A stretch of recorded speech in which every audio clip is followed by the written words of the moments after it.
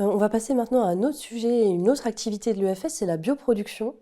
Vous avez engagé une réflexion sur l'avenir des 4 plateformes de bioproduction de l'EFS, avec la nomination d'un nouveau directeur national de la bioproduction qui doit réaliser un diagnostic global. Comment est-ce que ces réflexions avancent? Est-ce que vous avez déjà des premiers résultats?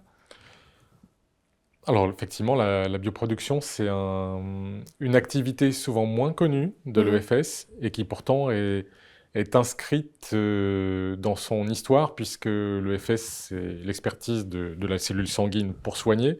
C'est aussi des thérapies cellulaires et progressivement le développement de compétences qui lui ont permis de développer des projets de CAR-T-cell, de Mhm. modification de lymphocytes pour soigner des cancers, des leucémies, des biothérapies, des médicaments de thérapie innovantes.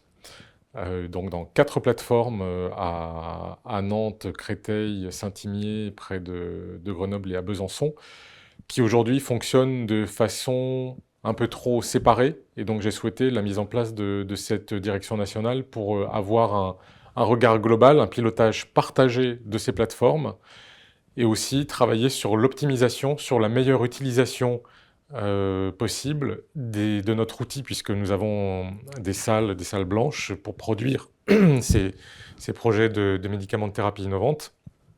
Et l'établissement français du sang étant un établissement public, n'a pas vocation à avoir une activité lucrative en la matière, mais néanmoins, il a bien vocation à utiliser au mieux possible ses capacités. Et aujourd'hui, on constate des disparités entre les plateformes dans leur capacité à accueillir tel ou tel type de projet, à Mhm. développer des partenariats avec le monde académique, avec des industriels. Donc c'est tout ça qu'on regarde globalement avec Hubert Méchin, le directeur de la bioproduction, pour revoir le business plan de la bioproduction à l'EFS. On va aussi bénéficier, je pense, dans les mois à venir, d'une mission d'inspection qui va s'intéresser à D'accord. la bioproduction non lucrative.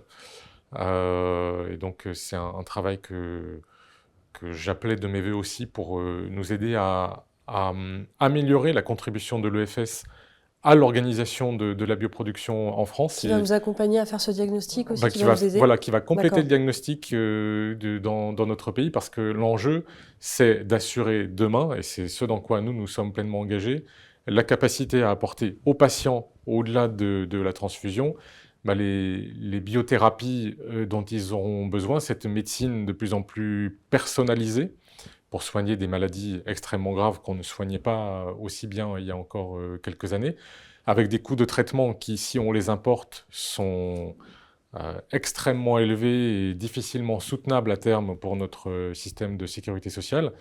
Donc l'enjeu, c'est notre capacité à produire en France les mêmes choses, Mhm.